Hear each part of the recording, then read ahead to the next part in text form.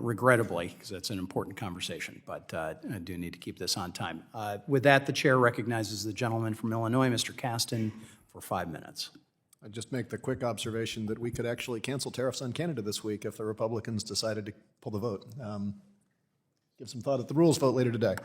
I want to talk about the sort of the third rail that we all know, but we don't like to talk about because we'll get in trouble if we talk about it. And I think, Mr. Moore, you had alluded to this in your opening remarks, that housing is both an expense, and we get political credit for bringing expenses down, and it's also an asset, and we get political credit for making assets more valuable. And the math that we all know, but we don't really like to talk about, is that 66% of Americans own their homes. Even greater percentage of voters, and for most of those Americans, that's the majority of their wealth. And so it would be politically suicidal for any of us to go out and aggressively lower the cost of prices unless we follow the advice of Mr. Barr, which I share. Supply, supply, supply, right? We don't, that's the lever that is politically possible for us, whatever we think about that in some optimal space. But I think it also creates this challenge where all of us agree that affordable housing is good policy. All of us understand the politics.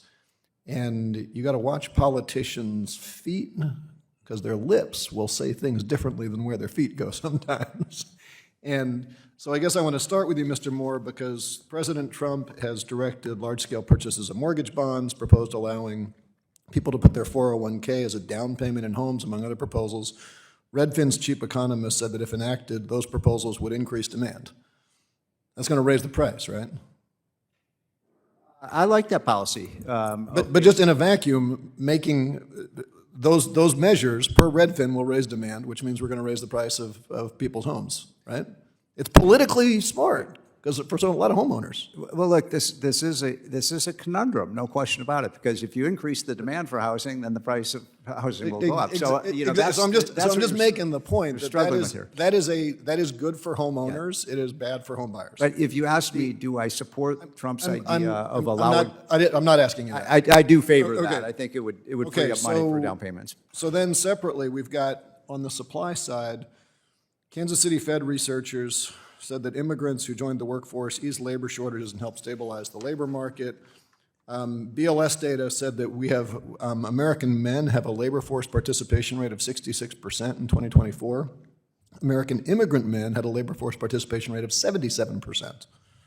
According to a Harvard analysis, immigrants make up 1 in 3 workers nationally in the construction sector. In major metro areas like Dallas, Houston, Miami, there's 60% of construction workers. Mr. O'Leary, I'd shift to you. If that's the workforce in construction, do mass deportations of the workforce increase or decrease supply?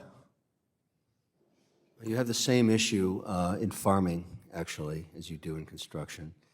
The solution to this might be a compromise where... I'm not asking for opining on immigration policy. Right.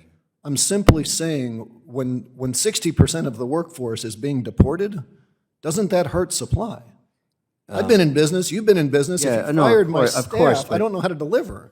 I don't agree with you. I don't think it's 60% of the workforce. That sounds... Well, that's 60% of the construction workers in metro areas. That's according to Harvard. You're not agreeing with me. You're agreeing with Harvard. It's also 1 in 3 workers in the construction sector. I think any analysis from the Fed is that the sector's differentially affected. So we're in this situation where you have actual policies from the White House that are increasing demand, actual policies that are reducing. I mean, I'll give you another question, Mr. O'Leary. Raising the price of kitchen vanities, does that make homes cheaper or more expensive? You speaking of tariffs now? Mm-hmm. Well, the tariff policy has been for decades reciprocal. No. I'm not talking about normal tariff policy. I'm talking about the bizarro tariffs. Right. The National Association of Home Builders said that the Liberation Day tariffs will raise the cost of a home by $10,000. You disagree? Yeah, well, I invest in that space. That's not our challenge. It's an issue, but it's not something we're worried about as much as... I'm pushing back because you're smart people.